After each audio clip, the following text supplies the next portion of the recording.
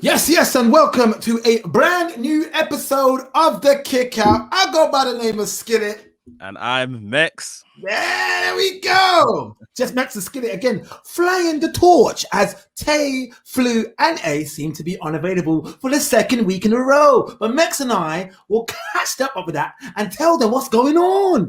No, that's not fair. Tay was around last week. Oh, was she? Yeah, she was. She was with the red hair. How can you forget? Getting ready to go outside. Oh, that is disgraceful. Tay was around last week. I apologize, Tay. Please don't super kick me in the face. I love you, Sterling. Yes, you were right. Tay, you get obliged. Ace and Flu needs to have a serious talking to. But it doesn't matter. You know why it doesn't matter? Because Mex and I are the brand new tag team champs of this podcast. We're running the flag right now. You know, people are looking forward to hearing your views in the wrestling world, Mex. You are absolutely killing it. Since, well, I think, when did you start podcasting in general? 2018? No, 19? last year. Was it only last year? Just before WrestleMania last year. And yeah, I made my YouTube around July last year. So you are, my friend, one of the rising stars of wrestling podcasts. And keep going, my brother. And there's another guy that's really good. I'm going to shout out to Louis Dangor. Yes, on Wrestle Talk. Yeah, he's a G. Me and him were having a nice chat at the press conference a couple of weeks back. So, yeah, we have some special interviews lined up for you today. We're going to talk about Raw, obviously, and the world of wrestling. But guess what happened today, Mex? When I went for my vaccine jab. Okay. Part 1 or part 2? Part 1. Part 1. I was going to do, but that doesn't make sense. One. Part 1.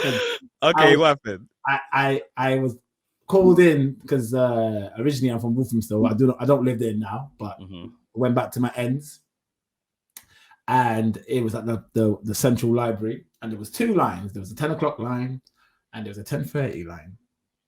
I joined the 10 o'clock line, and as soon as I joined the line, this homeless guy approaches me and 2 others in the queue, asking for some change. And you know, I said politely, "I'm sorry, mate, I don't have any change at the moment." And he replies with, "You're not sorry. You're a bully." I was like, "What?" And he says to the woman in front of me and another guy behind me, "You're all bullies. All 3 of you, bullies. You know, you act like you're sorry, but you're not." And I'm like, I'm just confused. I'm not even trying to laugh at the guy or nothing. I'm so confused. I have this like awkward smirk in my face. So he sees me smiling and he says, "What are you smiling at? Tom Selleck? Huh? What? Magnum PI." Now, here's the funny thing. If you saw my Instagram post yesterday, I literally posted a picture of myself and Tom Selleck. You did. So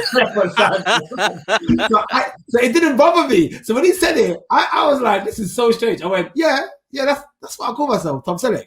He's like, "Oh, is it?" I went, "No, honestly, I do." And he's like, "What?" I went, "Yeah, let me show you something." He's like, "Show me what?" I said, come here, let me show you something. And when I said come here, I think he thought I was trying to say, "Come here, let me show you something. I'm going to punch him." Yeah, attack him. Yeah. He's like, "I'm not coming next to you." I went, "No problem. Let me show you something, honestly." And I showed him a picture of me and Tom Selleck side by side. And he was like, "Oh, okay." And he was like so hurt that he thought he was hurting me. I was like, his joke. Yeah, I was like, "Bro, I make fun of myself all the time, mate. You're not gonna offend me." And then like the people in the queue was cracking up. But how crazy is that? I'm gonna send you the Tom Selleck picture on WhatsApp as well, so you can upload that for the viewers. I thought you were gonna say he was cutting a promo on you. It sounded like that's what he was doing. It sounds like it was, man. I kind of wish he was. I wish he recognized me from the kick out and was talking smack. That would have been fun. But no, it wasn't that. He actually tried to offend my feelings by calling me Tom Selleck, who I feel is a very handsome man, actually. So compliment, Mango. Yes, it is a compliment still. How are you, my brother? Yeah, I'm good, man. Obviously gearing up pay-per-view this weekend, Double or Nothing, AEW. We've got Anthony Ogogo, Olympic bronze medalist from Britain. So he's got a big showcase match with Cody. Looking forward to kind of what happens there. You half think Cody should put him over, but Cody's coming out as the American dream, akin to his father. And obviously, these guys have been running down each other's countries. You know, I'm very happy the American dream losing in that situation, but no, he shouldn't. No. But I'm very happy for Anthony Ogogo because we had him on the show a few years back. It wasn't even a long interview. The interview was very short. I interviewed him in Brooklyn, New York. I think it was 2016 when SummerSlam was on. when Finn Balor won the title, the Universal title, and he was telling me, you know, because I was like, because I think at that time he was boxing quite prominently back then.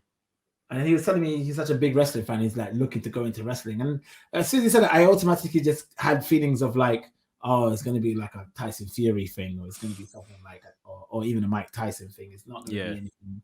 You're not going to properly wrestle, are you? Yeah. Fast forward 6 years later, he's doing his thing. Good for him. So, and he's actually quite convincing as well in the storyline. So he's been dedicated. He's been training with AEW for the past 2 years, maybe a year before that elsewhere, just generally training. So he obviously, we've seen him a couple times in the ring, still looks kind of green, but that's expected. Yeah, they can protect him. Cody will obviously make him look good, whether that's in winning or in defeat. So I think it's great. You know, this is like his third match on a big pay-per-view, sold out crowd, because obviously crowds are back now. Massive for him. Well done. What's been going on with NXT quickly before we start talking more about the world of wrestling? Like in regards of the weekly shows, I feel like I've missed out on something quite special recently. So they've been doing some big stuff. Bronson Reed just became North American champion. He beat Johnny Gargano in a cage match. Fantastic match. Austin Theory, after losing to Bronson Reed to get him that position of number one contender, done all he could to make Johnny Gargano win the cage match. To the point it was quite comedic in the end. He done a good job. And obviously, Bronson Reed won, like I said, and we have this week, I say tonight, we've got Finn Balor versus Karrion Kross rematch for the NXT title. I think Karrion Kross retains here. Hopefully, fingers crossed, this leads to Finn Balor return to the main roster. So yeah, those are really like the big stories happening in NXT. Apart from that, something that's outside of the ring, we've obviously heard in the last week, Velveteen Dream was released.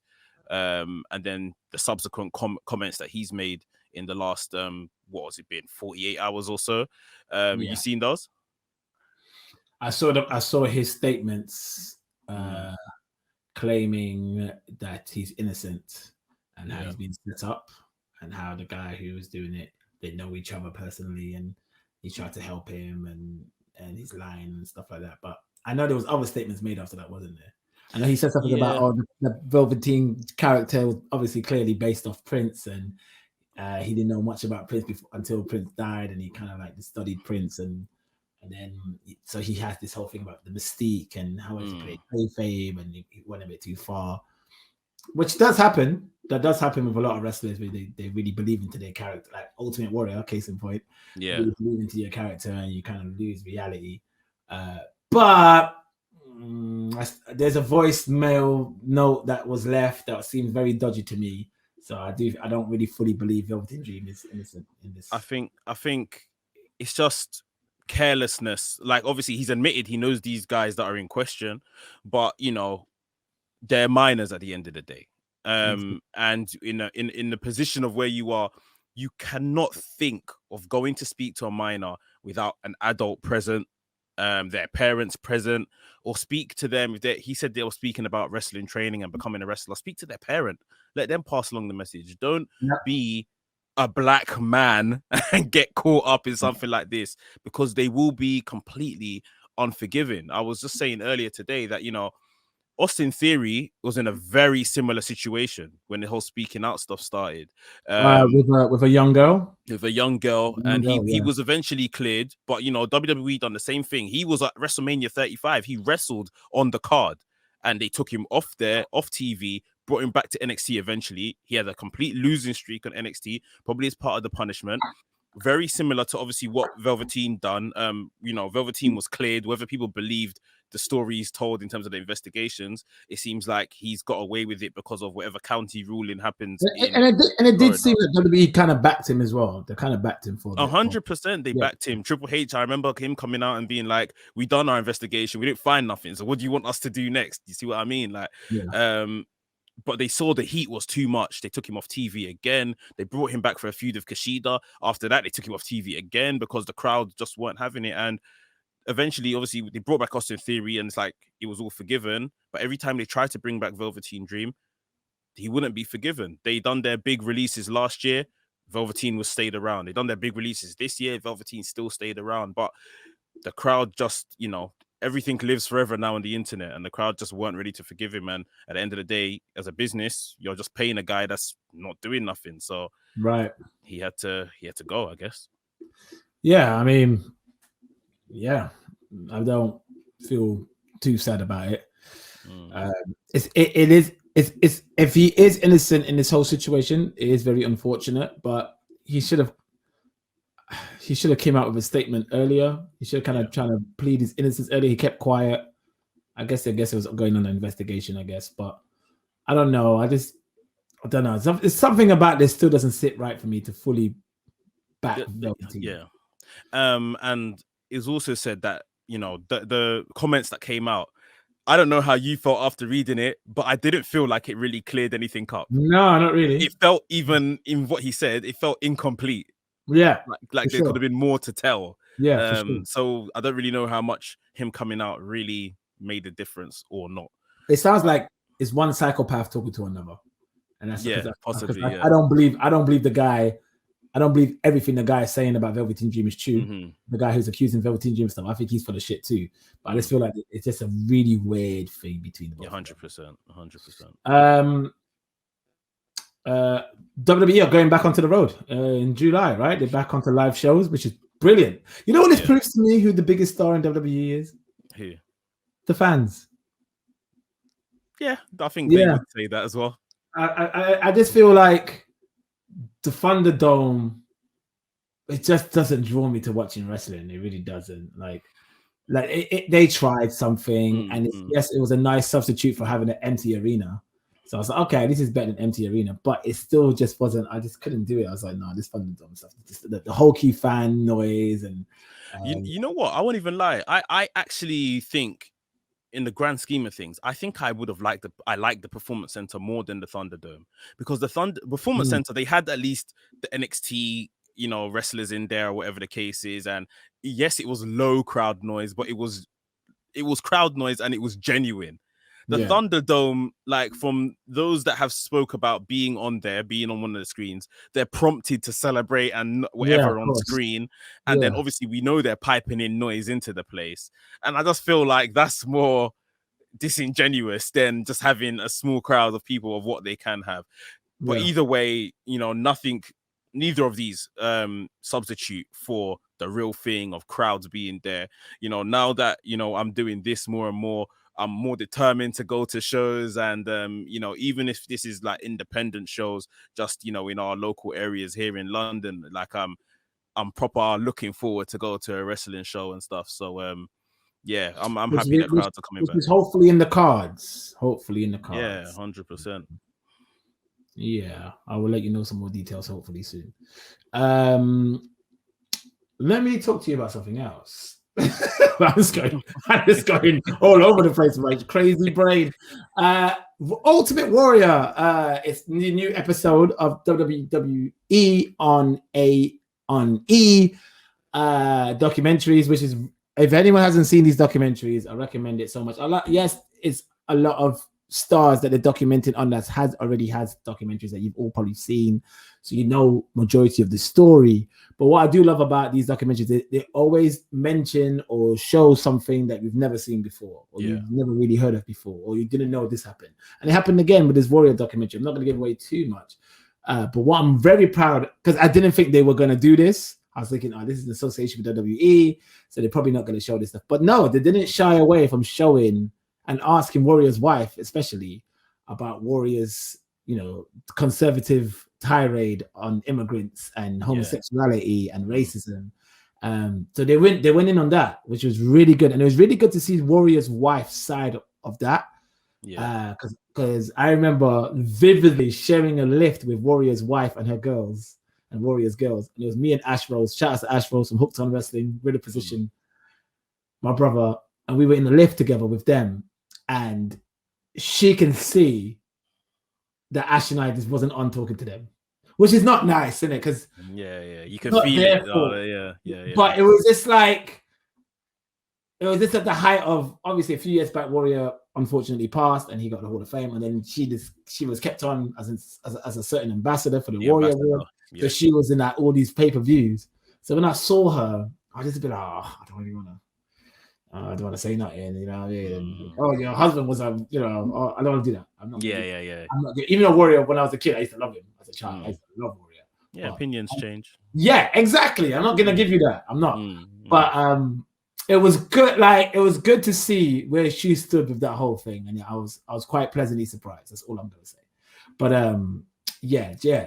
good documentary. It's definitely worth a watch. I heard there's a Dark Side of the Ring version of a Warrior documentary that apparently buries Warrior. As in what? So wait, the one you're talking about, isn't it Dark Side of the Ring, or is it the A&E thing? This is A&E. A&E's got one. Oh, I watched this morning, right? But apparently there's also coming out soon a Dark Side of the Ring version of the Water Warrior, and apparently this one they really go in on Warrior's nonsense, apparently. And she was very upset. I think the wife's upset because she didn't sign off on it and she didn't want to. Yes, I heard that. Yeah, that's what I heard. But did you watch the one in the North Korea clash, the collision? No. So what I like to do for especially the Dark Side of the Ring series, because obviously they tend to address more a bit older issues. And I was a bit younger for the subjects of who they're talking about in those particular ones. So I like to try to kind of do my research, watch some matches of their time before I then get things, because I don't want to just be influenced by this one medium of that. So I try to just put some things together first. Yeah. So I'm yet to do that for Dark Side of the Ring, for Ultimate Warrior, and the plane thing as well. I want to watch. Right, because obviously I lived through that, so I remember. Yeah. But there's some stories that came out in this documentary that I didn't know about. Like I don't know if you heard about the whole Too Cold Scorpio. Yeah.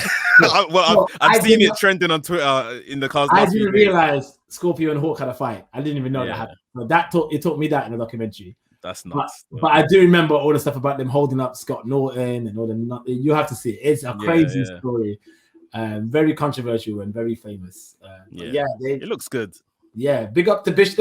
And you'll just find out another reason why Bishop is no doubtedly a deserving Hall of Fame. Oh yeah, the guy's amazing. I think we've kind of covered most of the news. Is there anything else we're forgetting to talk about? Not really. I think those are really the main points. Like you mentioned, the fans coming back. Velveteen Dream as well. He stole the headlines in the past week. Yeah. That's it. There was a bit of obviously some other NXT releases that happened last week. But to be honest, a lot of the names involved were people that were still pretty much training from the Performance Center. Obviously, one of the referees that were released. Yes. He was a controversial. Yeah, I forgot his name, but I know you're talking about. I think I can't remember if his name is Dexter. I saw the stuff he was saying. Yeah, crazy stuff. He got into a fight backstage with EJ, or Ezra Judge, as he was called in NXT. Again, someone that had never made their debut. But Ezra Judge, or EJ and Duque, he had a full-on fight with him. They've tried to mask this as a scuffle, but if you see the size of EJ, this was definitely a one-way fight. He would have battered the referee, and apparently there's coaches that said to EJ after he beat up this referee, good on you, well done, sort of thing. So I think EJ has literally just dropped a kind of shoot interview with Sean Rossap on Fightful today about that whole scenario, so it could be worth checking out. But yeah, just a couple of younger styled wrestlers were released from NXT as well. So good luck to them. And Alexander Wolf got released. That's the big name amongst them. Yeah, I'm not feeling that. Yeah, that one was a bit. From what Alexander Wolf has said in the last few days, his contract was due to end on June 15th. So I think this was him. He got beaten up on NXT TV last week by his Imperium members, and I think this was them. They turned on him. They turned on him, and this was them just kind of probably ending things earlier than expected. By the sounds of it, his contract was ending, and he was going to leave anyway. So yeah, that's a shame. I liked him in Sanity.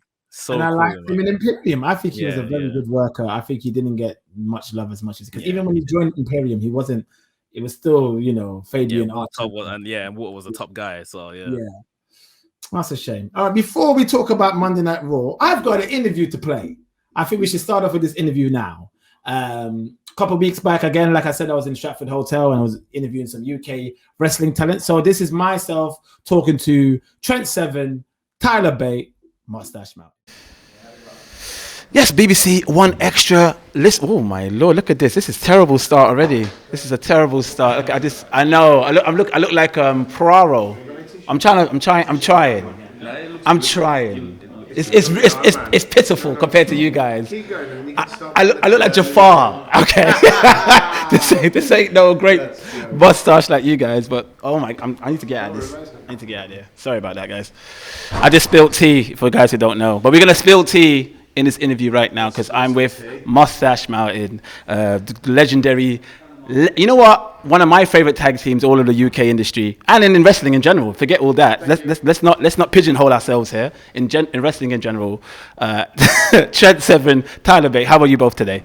Very well, thank you very much for asking. Fantastic. It's a gloomy Friday, and I'm here to talk to you guys about your lovely wrestling careers and how has it been going at the NXT UK Performance Centre, and how is NXT UK treating you both? Very well. You know, it's been some very testing times over the course of the last kind of 18 months.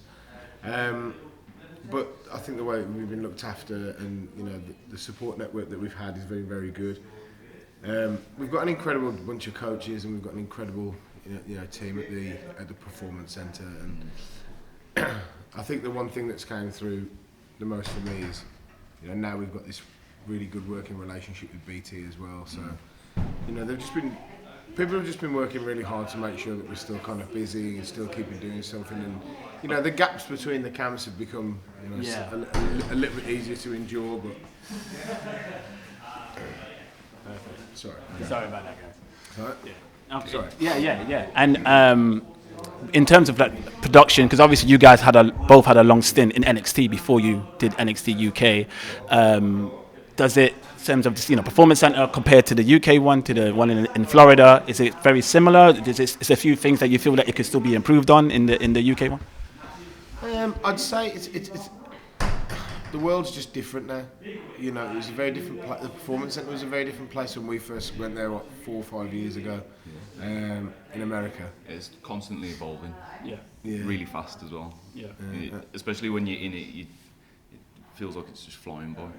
Yeah, but you know, I think the main thing for me is like, obviously the way the world's been over the course of the last year, we haven't been able to, you know, have that level of contact training and have that amount of people in the same room at the same time. So it's had a very different environment to it. It's been a very different, steep learning curve of how to, for us, how to get that training or how to get that information from the people that we were, so heavily rely on it for. It makes you really quite grateful for like when there was fans. Yeah. The difference that it makes. 100%. Yeah. Because we feed off of it. Trust me, I know. I've seen you guys live many times, and I see how you guys feed off the crowd. So that's the next question I was going to ask. How does that compare now? Obviously, with COVID, kind of stopped crowds attending shows. How does it feel for you guys? Do you still get that same motivation to go out there and still do the same kind of work? No. You're going to just be on The motivation is very different. Yeah. It's not there. It's not that it's not there. Yeah. It's just different. You know what I mean? I feel like now it's... Well, because before you kind of let the fans dictate the pace of the match. Whereas now we don't have that sort of like push-pull sort of happening with the fans. So it's really just us out there. It's just you. Yeah. And you know what? I think it feels like completely exposing. Yeah. That's what it feels. 100%. Look, all these eyes on you because nobody's there. It's like there's no weirdly distraction from it as well. Yeah, it has like, I don't know. It's fun, but it's like a little bit eerie in a way. Yeah. Yeah. It's interesting because when I watch you guys wrestle today on TV and whatnot now with no crowd, you don't really hear, because obviously the crowd can kind of faint out the sound of you guys calling each other spots, or you're going to do this next or that. But I think you guys are so trained and well synced within wrestling that that just comes naturally? I feel like you guys are just speaking to each other telepathically. Does that make any sense? I feel like we've transcended that kind of level of performance. Yeah, and that's what it is. It's years of experience, right? It's just you're at that level now. I'd go so far as to say that the way we perform now is the best we've ever performed. Right. You know, I said this on an episode of The Running on BT, talking about how Drew McIntyre's title run from WrestleMania last year when he beat Brock Lesnar with no crowd for a year. It needs to go down in history as one of the most incredible performances of any champion ever. Yeah. Because it's weird enough to say this, but it's a fact. No one has ever had to do it. Do what? Wrestle with no one there. Yeah, for a main event. In the history of WWE, they've never done it. Yeah. So, you know, you read into it what you want, but, you know, Hulk Hogan never had to do it. No. Stone Cold Steve Austin, The Rock never had to Very do true. it. But Drew McIntyre had to. Very true. And he had to carry a company on his back with not one singular person to feed off out there. When he's getting thrown around by some hench geezers as well. Do you know what I mean? When Brock Lesnar picks you up and slams you through the ground, it's a very different, you know what I mean? That's a different world, and he's doing it cold. Do you know what I mean? Without that warmth and without that support and without that corner man that everyone has, you know, as the fans. And I think the level of detail that we put into our work now, I think that will stand the test of time, and I think I honestly believe it will make us a generation of arguably the best wrestlers that have ever come. Well, that is a very good argument to make. I mean, I feel like personally, I've been watching wrestling since I was a pup. You know, I think my first ever pay-per-view I ever watched was WrestleMania 6, Warrior Hogan. So I've seen it all. And I honestly believe this. I'm not just saying this because you guys are in the room here, but honestly, with this generation, especially you guys in it as well, it's the best in terms of in-ring talent. You can't beat it.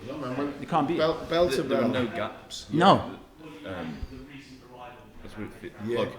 Again, I'd like to take it back to the music thing. There's the gaps in between the notes played are equally as important as the notes themselves. They make the notes. Otherwise, it's just one long, unidentifiable sound. Noise. Exactly. Exactly. Those are the gaps that are being filled. And we're getting good. Yeah, that does make sense. For sure. And we're so good now at making the gaps as important as the actual sound. You've both been part of. So, like, It's jazz. I do, man. You guys are doing jazz, man. Yeah, I want to. You're bringing it back, the golden era. Jazz. Yeah. I don't. You know, people who are performing in this low crowd environment. Specifically myself and you, I know this. Like, you've got to take some real pride in the way that we've performed, and it is a little bit. You've got to do some real soul searching because we're not having that instantaneous reaction from fans anymore. You know, you would finish a match and you'd open your Twitter or you'd open your Instagram and it's like, bam, wow, that match was sick, and that automatic feedback, you know, that's what we crave as performers. 100%. Right? That's gone. Yeah. The automatic response of hitting a move or hitting this or doing some incredible, you know, a part of your match reaching just this next level, or someone just finding that last little bit of power to kick out of the last, you know, that big move. Yeah. We've lost that. Do you know what I mean? And never in the history of professional wrestling or WWE has anyone had to perform under those kind of stresses, and we are. So we need to be incredibly proud of what we've done. 100%. And I was going to say, you know, you guys have been in part of some really classic, epic matches in modern day wrestling. You know, your tag matches with Undisputed Era, your match with Pete Dunne. Like, what's that one match you think you want? As soon as everything's about to go back to normal and you have that crowd back in again, who are the guys you want to kind of tangle with that you haven't tangled with yet? That's interesting. Oh man. You know what match I was really looking forward to seeing one day, but we're never going to see it now because unfortunately it was cut early for them. It was Moustache Mountain against the Hurt Business, Cedric and Shelton. I felt you guys would have really cleaned the house together, but it's one of those. It's one of those things. But yeah, what comes to your mind when I ask that? I'd love us to get in there. I'd love to get in there with a New Day. Yeah, for sure. Right. For sure. I think we could make some real money with them. I really do. Yeah. I think they're just the way the way they carry themselves, and they just look like they're just having so much fun when they perform. And that's part of, that was a humongous part of our act, and a humongous part of who we are, is that automatic instant reaction with the fans and them. And I think we could create some real magic with them. I really do. Yeah, I think I'd probably choose like a Daniel Bryan or a Oh, Cesaro come on, or yes. Yeah, That's just dream match stuff you're just mentioning there, man. That's Tyler Bate, Daniel Bryan. Like, Daniel Bryan's got no contract now. For real? I didn't even think of that. I actually did not think of that. Let's get that print switched on. Yeah, for real. I think he would love to do it though. Sending some faxes. I think he would love to do that. He's a student of the game. He knows, He knows how good you are. So, The amount of times that we'd sit there, like Yeah, exactly. The amount of times we sat there in the hotel, like we were talking about, and we'll watch like old music videos and stuff like that of his career, because he was arguably one of the first people that just did that process through the Indies. He was the king of the Indies. Sure. He was the best wrestler on the planet. For sure. And we were like, is he too small? Is it this? Is his work rate wrestling not really going to connect well? And how's it going to work? And then bang, main event in WrestleMania 30. Exactly. Beat 3 absolute superstars in the same night. He stood there and we went, we did it. And you could say arguably of this era, he's the Stone Cold of this era. He's close, man. He's the man. He's undeniably good. Yeah, 100%. That's why he is where he is. Yeah. He is the best wrestler in the world. It's not even subjective. No, I agree with you. I actually 100% agree with you. There's no one better than Brian right now. And I was going to say thank you guys for showing up at GP when you guys did the skit with me. That was real good fun, man. Like, GP we had to take a little fall back a bit. James wants to reevaluate a few things, but hopefully we get you guys back on grid position again. But thank you for spending some time with me, man. This has been lovely, man. Thank you, brothers. Thank you so much, man. I love those guys, man. Obviously, every time I talk to those guys, it's always a pleasure. There was one awkward thing that started off in the interview, though, Max. I'm going to tell you. Me and my stupid self. So we get in the room. They put me. I don't know who I'm going to interview. I'm just in a room full of press people. And they're like, Skillet, come with me. Oh, shout out to WWE, by the way. Dan and Joe, I love you guys. Like, it's always a pleasure seeing you guys. They took me out the room. They were like, Skillet, so good to see you. We had a last night little moment for ourselves, because they're my boys. And they were like, oh, yep, you're here. Open the door. I'm in this room. I see Miko Satomura getting interviewed. Jeez, by big legend. I know. It's a shame I didn't get to interview her because I was very prepped for her. But I'm not gonna navigate who I get to talk to or not. But big up Alex McCarthy from Talksport. He had the chance to talk to her. He shouted us out, by the way. And so I saw her and she gave me a nice smile. I think she recognized that I knew who she was, so she gave me a nice smile, whatever. Sat down with Moustache Man, but when I sit down, the chair, where the chair is, it's really close to the table. Okay. And then Trent Seven's tea is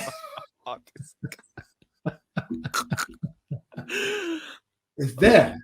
So I sit down and I knock the table and it knocks his tea. And I'm like, oh, I'm really sorry. And he's like, oh, no, he's really nice about it. He's really sweet about it. He's like, oh, it's okay. Don't worry about it. I'm like, oh, I need to get maybe we should get some tissues. And then the guys bring some tissues over. And I'm like, I'm trying to set my equipment because I'm very nervous. I don't know why. I'm not really nervous. I'm just trying to set my equipment. And then he's wiping the tea off the table. And I'm like, no, it should be me doing it. So no, it's okay. But I felt like, shit, I just knocked his tea over. And he's cleaning his own tea. This is not good. But yeah, that interview was really lovely. It was really nice to talk to those guys. So yeah, big up Trent and Tyler Bate. Tyler Bate had a fantastic match on NXT UK last week at the time of recording against A-Kid in the Heritage Cup. He's now the Heritage Cup champion. This is the tournament that's kind of, or the match type, should I say, that's done under these British rounds rules. He's different level. I'm trying to see this guy on NXT main proper.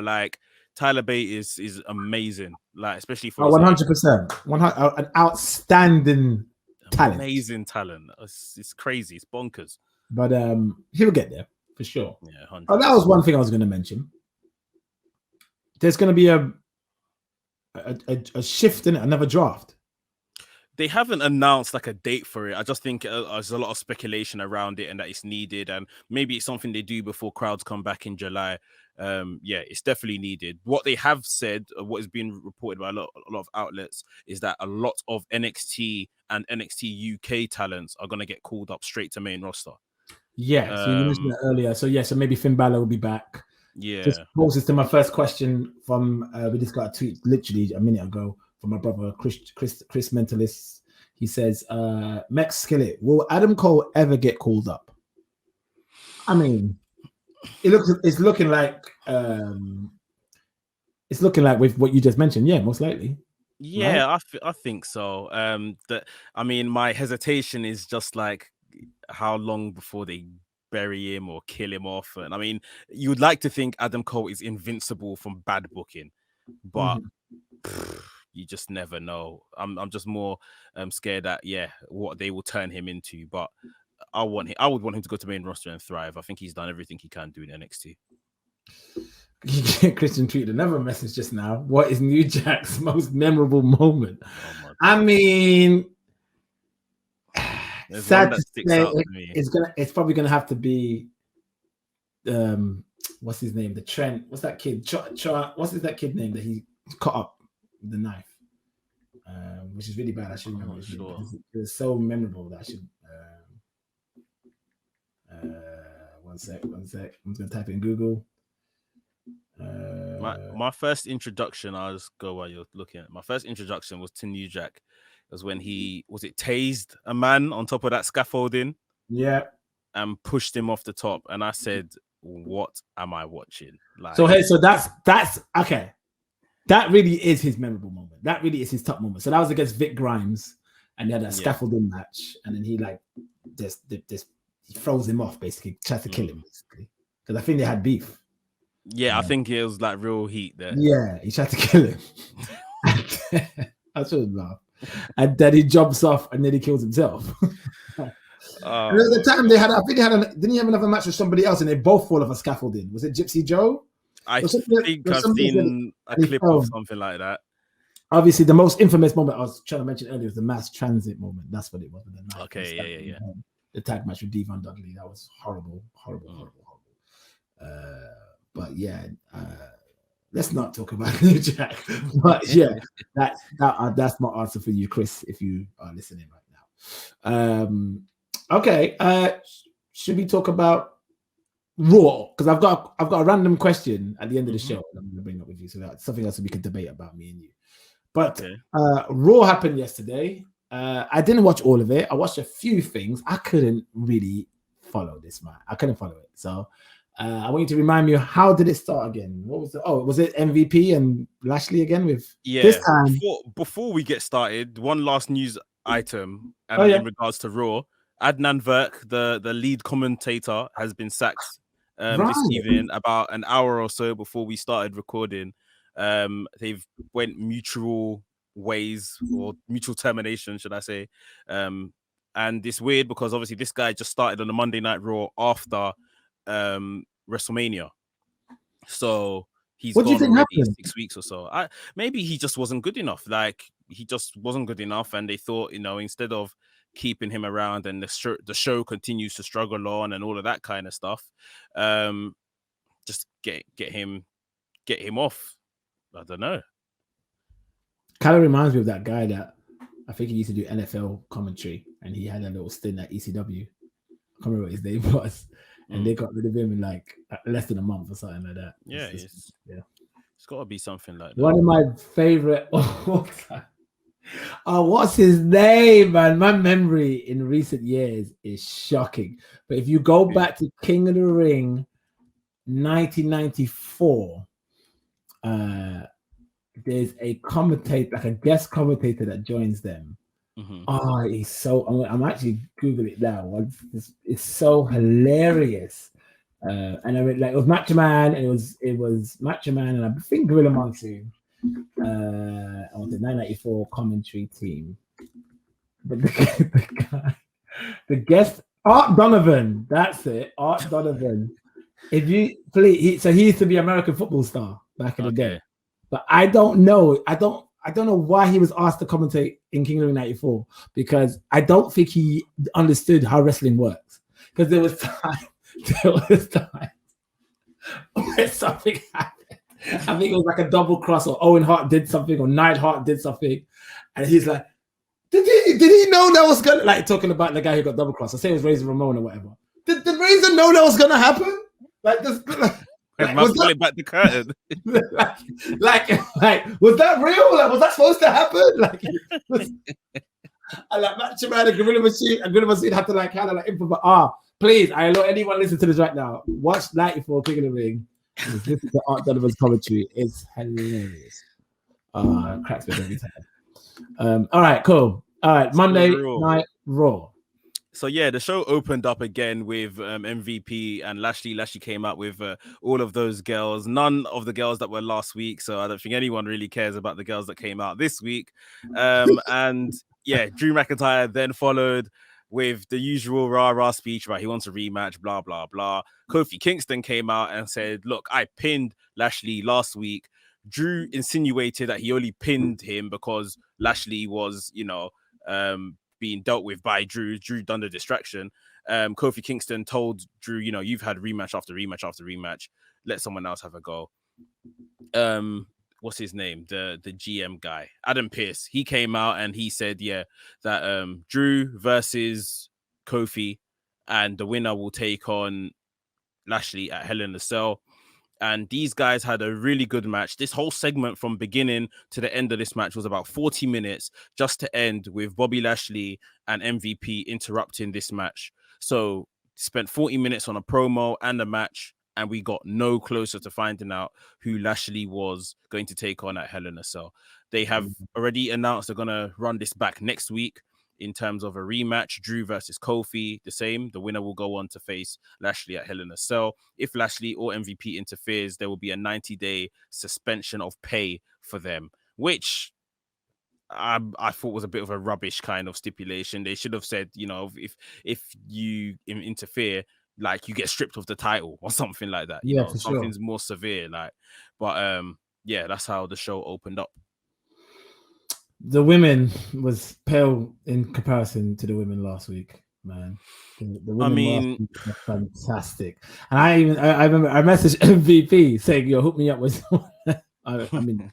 Jokingly, just in case my beautiful missus is listening to this podcast. Just a joke, And obviously, I knew MVP wasn't going to reply, and he didn't, so that's fine.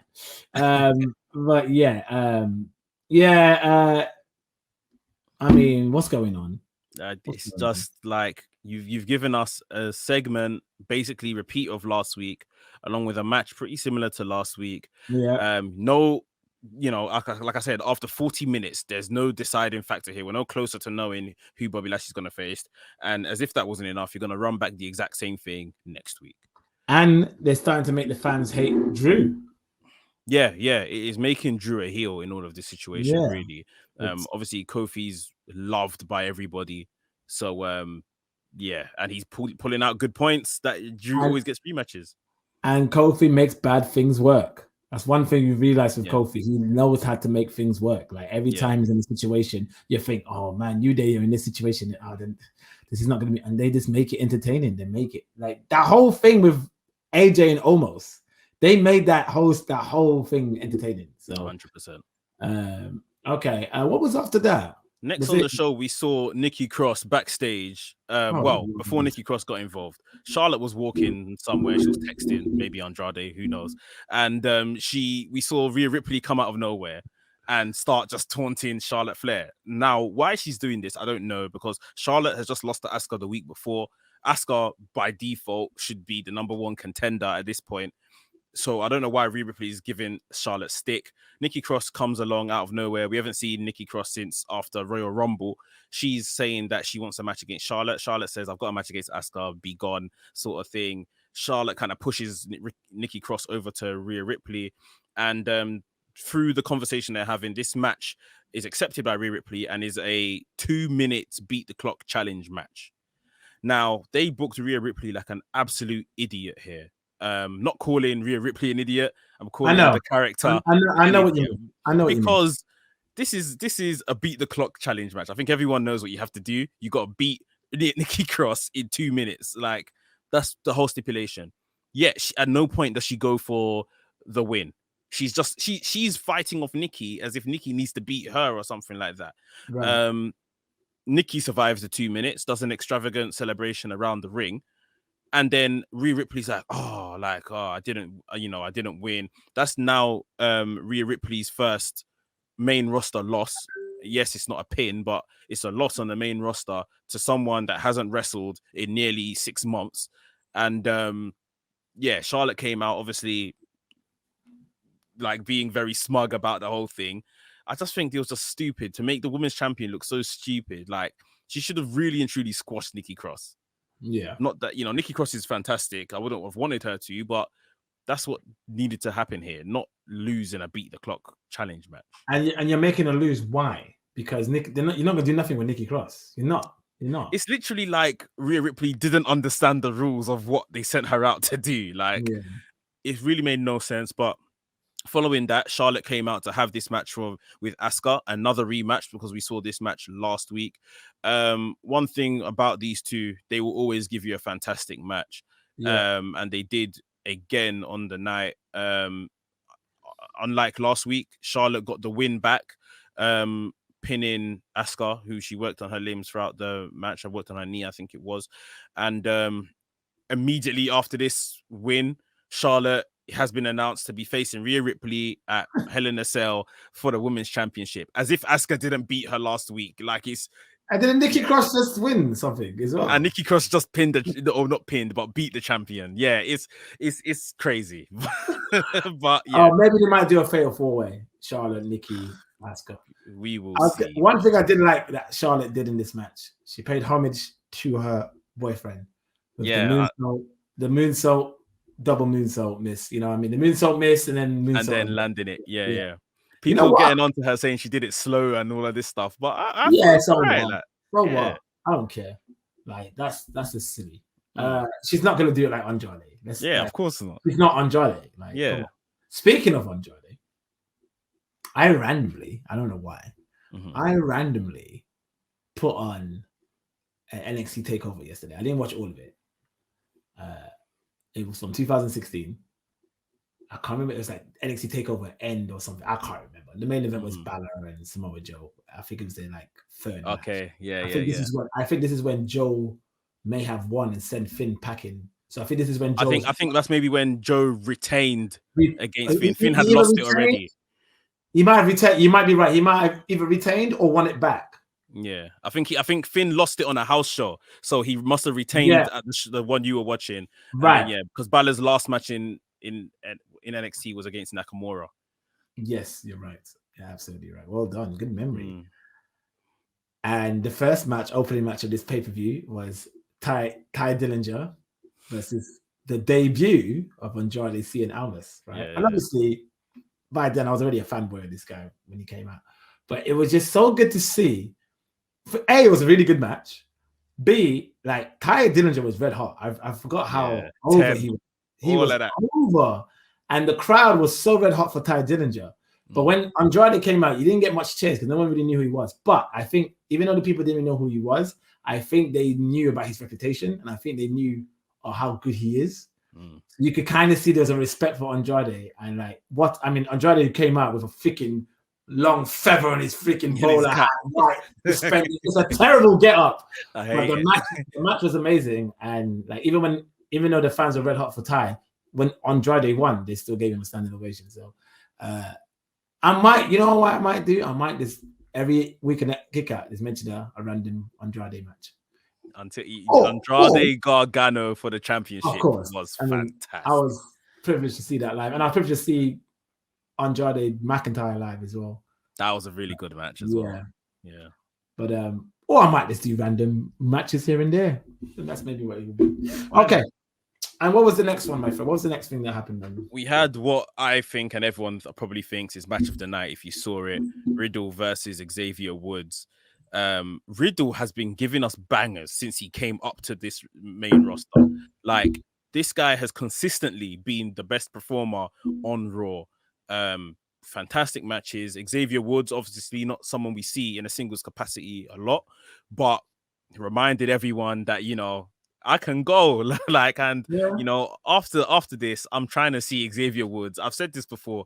I remember a time some years back where he was campaigning for the US Championship over on SmackDown.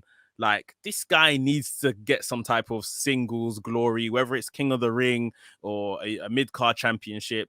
Like, Xavier Woods can't be forgotten. There was a crazy spot in that match where Riddle basically popped up into Xavier Woods' arms in a suplex position, and Xavier just caught him, balanced himself, gave him the suplex. It reminds you of that kind of reminds me of his stuff that he used to do in TNA. Yeah. Pull out of TNA. He's very strong, Xavier Woods. He is. Like, he's so built. He's built crazy. He's like the strength, like how he's very underrated. How strong that man is, very underrated. He's very strong, Xavier Woods. So big him up, big ups to Xavier Woods. And going into their story, obviously they started warring because of the relationship with Riddle and Randy Orton as well. Riddle beat Xavier Woods here with an RKO. Gave him an RKO, pinned him. Nothing in terms of like a after match beatdown or anything like that, but I guess next week or so when Randy Orton's back, we may see his reaction to Riddle using the RKO and getting a win. Interesting. Okay, I'm actually enjoying this, especially after you told me. I saw some of it, but after you told me, this is actually quite a good thing that it's pretty decent. What they're doing with Randy Orton and Riddle and New Day. Yeah, for sure. It's kind of working somehow. I don't know how, but it is. Exactly. What was next, my friend? We had a match. I think Sheamus and Carrillo. There's nothing much to say here. Sheamus beat him, and then Ricochet came and got involved. Obviously, Ricochet's been tangling with Sheamus the last couple of weeks in Carrillo's absence. So maybe this is leading to some triple threat for the United States Championship. Who knows? At least Carrillo and Ricochet are being spotlighted somewhat. But nothing much here to talk about. I do like Carrillo's new 5 o'clock shadow look. Oh, really? Looks really good. Shelton Benjamin and Cedric Alexander, their feud is still continuing. Yeah. Am I right in thinking Cedric tried to say that they were nothing? Like, he tried to say Shelton was nothing, including himself, but he tried to say that Shelton was nothing before the Hurt Business. Yeah, he's basically saying that MVP plucked him from obscurity, and that that's kind of true. Yeah, so, and then the reason that Cedric Alexander got kicked out of Hurt Business was because of Shelton Benjamin, and he's just doing all the regular heel stuff to put himself over, saying that he's in his prime, that Shelton Benjamin is past his prime, and they kind of framed this, WWE or Raw, they framed this as if these guys hadn't fought before, but they had a match like 2 weeks ago. Exactly. A singles match. So they put on a big video package and all sorts.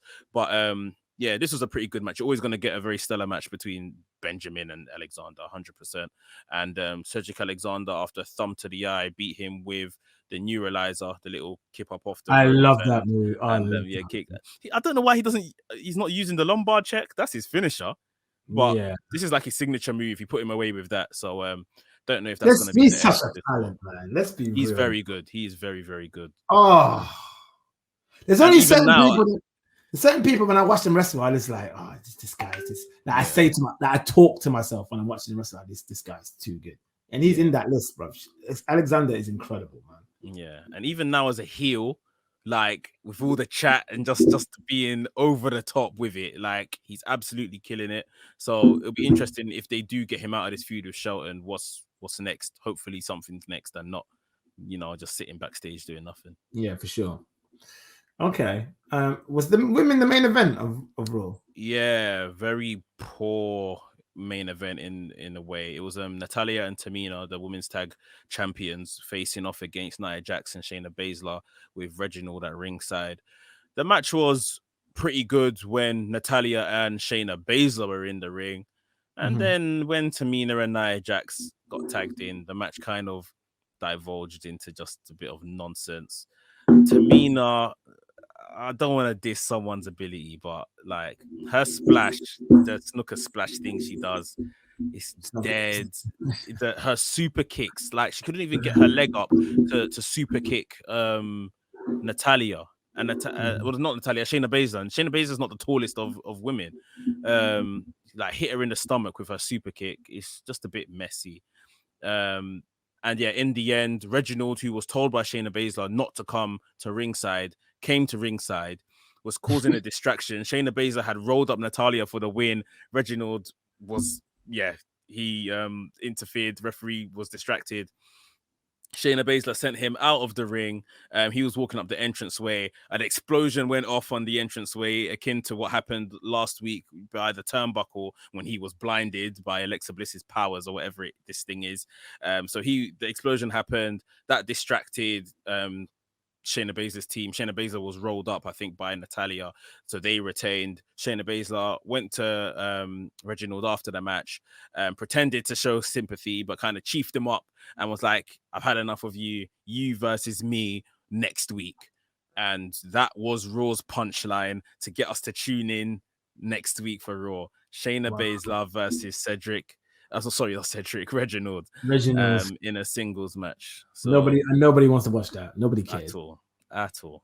Wow, no one cares. Raw. I can't wait for this switch up when they get new roster members in. But I also feel they need to switch up creatively as well, man. That's where the trouble is. I never believe when people say, "Oh, it's because the show's 3 hours." They've got more than enough people to fill that show for 3 hours, so that's not the issue. Or they can take the approach which they seemed to take last night, which was give the matches more time to breathe, let them go out there for longer and put on, longer and tell better stories in the ring. But it's what they're doing in between these matches. The match quality is always good because the competitors are, in charge of that. But it's what the creative are doing in between, which is absolutely painful. I personally feel they are dialing back some things and doing a lot of rematches because obviously now they know fans are coming back. So let's maybe keep our best stories I say best stories a bit tongue-in-cheek, but let's keep our best stories for when fans are back sort of thing. And just let these guys just eat poo right now in this interim time. Yeah, like that must be it, really and truly. Like, bro, we've been watching Bobby Lashley and Drew McIntyre since February. We've been watching Charlotte and Asuka since just before Mania. It's the same things over and over again. So something's got to give. Is that it for Raw? Is there anything else we have to wrap up, or we can move on? that was Raw. So 2 more questions we got coming in. So Roy Johnson, always supporting Big Wavy. We love you, bro. Do you have a favorite coffee mug? If so, what is it, and why is it your favorite? Okay. So I don't drink coffee, but I have a favorite kind of mug. It's more like, those like long, it's like a long flask. It's like a flask thing, but not a flask because I'm not taking it out of the house. It's like a house flask, if that makes sense. I just basically like it because it's tall and I don't have to go and get loads of refills. I can just like drink it nice and slow throughout the day without having to get up a lot. So that's my favorite. Shout outs to Ollie James because he created myself and the Gorilla Position boys some Gorilla Position coffee mugs. So I really enjoyed. I really enjoyed those. So shout out to Ollie James. Yeah, really big fan of the show. So big up to him. I'm thinking this is the kick out too. So hopefully he's listening to this. And one more from El's Reality. Elza, we love you too, babe. I have a question. What do you think is happening with Keith Lee? Because his tweets are suspect. Apparently, there was a rumor that Keith Lee might be getting cut, but that's not. Apparently, that's been debunked. Yeah, I saw. I haven't seen these tweets. I haven't seen the tweets either. I saw journalists all saying that that's rubbish. That yes, those are rumors, and it's rubbish. I saw Mia Yim, his partner, his fiance, I believe, up in those comments as well on Twitter, saying you guys just need to take a break. Like that's not the situation in it. So everything's good. Just give man time, basically. So hopefully everything's okay. Hopefully he is just healing from this injury we've been told that he's had, that he's not medically cleared yet. If it's an injury, if it's illness, who knows? But hopefully he's just getting better. I hope it's nothing like he's getting released. They can't afford to give away that talent. No way. Yeah, I hope so too. And they need to bring him back as a badass and just someone that's unstoppable. Kind of like what they're doing with Aleister Black right now. He's kind of back, and he's come back as a badass, right? Yeah, definitely. He's a heel. Yeah. He's gone after Big E. I think they bring back Keith Lee and put him straight into the picture with Sheamus. Sheamus was one of the last feuds he had before he was off TV. Sheamus is obviously now US champion. Get Keith Lee right involved in that whenever he returns. I've got a question for you. The random question is back. The Skillet's random question has returned. The 2021 edition, Kick Out Podcast edition, because this was on GP. But now bringing it back on Kick Out platform. I'm going to mention you a few title reigns, right? Okay. And I would like you to tell me in one word. Oh, I mean, it's not going to be one word for one of the words. If it's a memorable run, or B, a moment, right? So I'm going to mention some title reigns and you tell me what you think, okay? So, Triple H 2003 era with Ric Flair. For me, that's a memorable run for me, personally. I agree. Totally agree with that. Booker T, King Booker.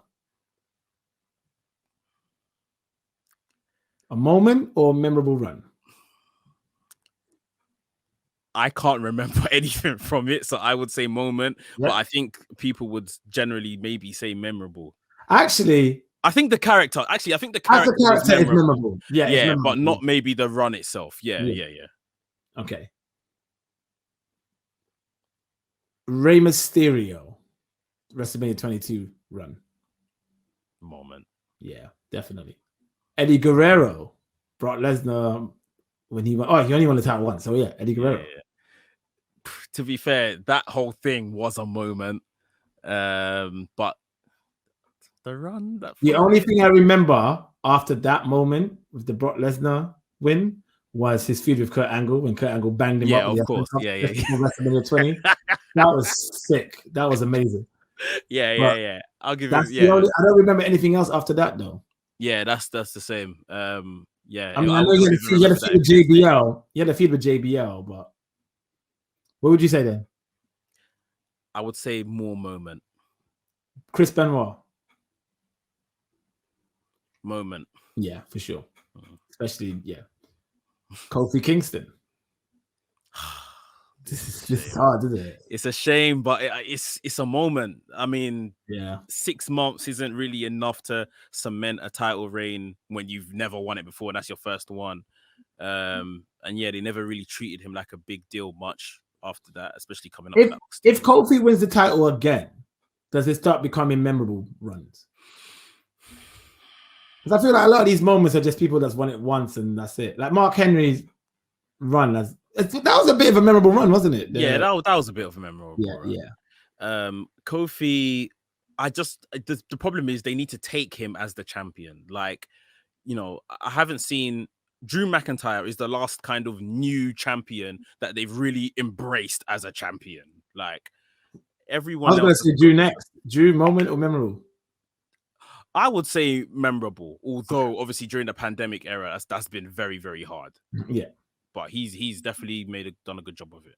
Dolph Ziggler moment for me. Definitely, that's one of the best Money in the Bank cash-in moments. Yeah. He's not that run was very short-lived.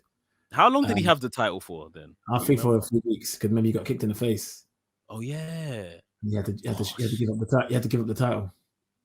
So he didn't have it for long at all, to be honest. So that was a bit of a cheeky. That was a bit of a cheeky one because that was unfair on Ziggler. I slightly think in his career he should have had another title reign. I agree, totally agree.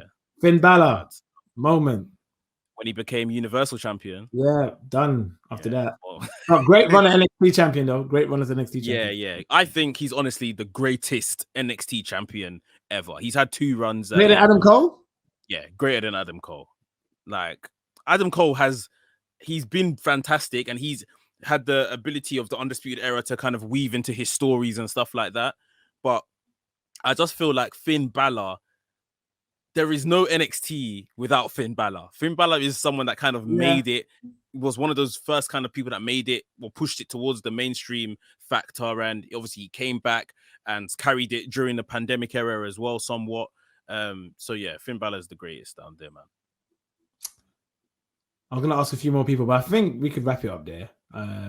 Anyone else I'm forgetting? No, I think you had a good mix of the memorables and the moments. I think this Roman Reigns run currently, when it's all done, is gonna be memorable. Memorable, yeah, it's a memorable moment which run at the moment. Who's the champion now in Raw? Bobby Lashley. We'll see how that goes. We'll see how that goes. This could be memorable. I was thinking about this the other day, and I was thinking he looks the part, but with all this Just Drew showman, you know why it's memorable? You know why it's memorable? Lashley won because he retained it at Mania. Yeah, but I think there needs to be more. They need to give him better opponents. They need to get yeah. Hopefully, the Beast will come in soon, Brock Lesnar, because hopefully that could definitely help. Right in front of a live crowd. SummerSlam. That would be good. Okay, I think this has been a good episode. This has been really good fun. I don't think we could have to talk about anything else at the moment. One last news thing I remembered when we were speaking about Raw. Will Ospreay, he's had to drop the New Japan World title. IWGP title, yep. Yeah, apparently because due to injury. Now, apparently, it's come out that they asked him to work through the injury, and he wasn't willing to, and he returned to England. Obviously, this is where his girlfriend resides as well. His girlfriend about to start in NXT UK, apparently, Bea Priestley. Yeah, and that's actually more of the reason why he's been stripped of the title. How is it? More than the fact he was injured. They knew he was injured. They asked him to work through it. I think it's the fact he defied them and wanted to kind of take the rest, and return to England. That's why they've stripped him, which is a shame. I know there's a lot of, I think things are paused in Japan right now because of coronavirus has picked up again out there. And New Japan have just had a terrible last 18 months of booking, in my opinion. Well, there's a huge rumor that they're worried about an exodus, right? They're worried about a lot of their stars leaving New Japan to go WWE or AEW or whatever, any sort of independent wrestling promotion. I know New Japan Pro Wrestling, which is one of the best wrestling promotions for decades now, but they are worried that there's going to be an exodus. Yeah, so that's interesting. Yeah, it's unfortunate for Will because he was doing some great stuff as champion. It's unfortunate for New Japan because, like I say, they've really struggled with champions and just booking in the last year and a half or so. And yeah, if this is true as well, it doesn't make for good, press that, they stripped the title off someone that was injured, asking them to work through a neck injury. This isn't, a little injury. This is a neck injury. So, yeah, hope Will gets better soon. Wouldn't mind seeing him turn up on NXT UK. He would be fantastic for the brand. But yeah, I think that's it in terms of the news. John Cena apologized in Chinese on Cena Weibo after calling Taiwan a country during an interview. So he's doing. John Cena is gone, by the way. I think instead of cussing him for that, they need to be congratulating this man for speaking, fluent Mandarin. That's where he done it. Like he was speaking Mandarin on their TV or whatever it was. Right. And he said that. So could be something even just lost in translation. Who knows? But the fact I'm seeing John Cena speak Mandarin fluently, give that man his accolades, man. Didn't Yeah, you're right. Yeah, I do respect John Cena a lot. Like, I do, but that's a terrible mistake to make, though. Did Rapogni Vice show up in AEW? Yeah, on Elevation. Rocky Romero, he's been around for. Only Rocky Romero. Rocky Romero showed up, yeah, and he tagged with Trent Burrell. Yeah, that's sick. I need to watch that. I need to. That's amazing. But I'm seeing a news article here saying US tells citizens to avoid traveling to Japan due to COVID outbreak. Yeah. They had paused some of their shows. From last thing I heard, maybe a couple of weeks ago, they had stopped filming shows and stuff because of this. Okada has corona. So he's got COVID. So another outbreak has come out. Oh my god. So are we ever gonna escape this nightmare, bro? This is fucking mad. That's the right word, a nightmare, isn't it? Yeah, it's crazy to see, but yeah, hopefully they can get it under control. And we have one last question before we sign off. Let me go back on Twitter. Sorry. Notifications. I'm like an old man. Shout out to Penfold 1000. Great guy. I love a faction, but do you think AEW has gone overboard? The Pinnacle, the Inner Circle, Team Taz, Dark Order, Nightmare Family, QT Marshall's faction, and so on. I'll probably miss some of the factions, but it seems like there's too many. That's what he said. You know what it is? I absolutely love factions. Factions are one of my favorite things about wrestling. It kind of just gives me that whole gang feel, like, you know, this like the Warriors. Yeah, like I love it. And that's actually why after I used to listen to you on GP and you used to talk about New Japan and you talked about Bullet Club. You used to talk about Bullet Club so much. Yeah. And then I went to watch New Japan because I just didn't even know wrestling was happening over there. And I fell in love because they had all these factions. Right. So I absolutely love factions. And I think what's good is that it puts a lot of people on TV in a 2-hour space. Right. Whether it's just by doing little promos, acting a bit booky around the ring, or being the ones in the ring having the matches, it just spotlights a lot of guys. Yes, in AEW that is loads, but I think WWE could, you know, take ideas from that to just put more guys on TV in one way, shape, or form. If they don't have an issue with it, like the people involved in these factions. So, you know, why should we? Okay, I like that answer. Okay. All right, Mex, thank you. As always, you're always a diamond. You're always a star. You are the man. I'm trying. No, you are. You're smashing it. So we got more shows to come in the future. We'll obviously we should obviously do a review on AEW's pay-per-view this weekend. Yeah. So we'll probably get that done on Monday. We got bank holiday in this country on Monday. So is it bank holiday Monday? Yeah, 31st. No work. Brilliant. I didn't realize that. Perfect. Yeah. All right. So we should be able to lay in and watch that. All right, my brother. Well, guys, keep tuning in, keep subscribing, keep listening, keep following, keep hitting us with those questions as we talk about wrestling on a weekly basis. We love you guys, and we have so many more shows to come and more special interviews to come as well. So I've been Skillet. And I'm Mex. And this has been The Kick Out. Thank you for listening.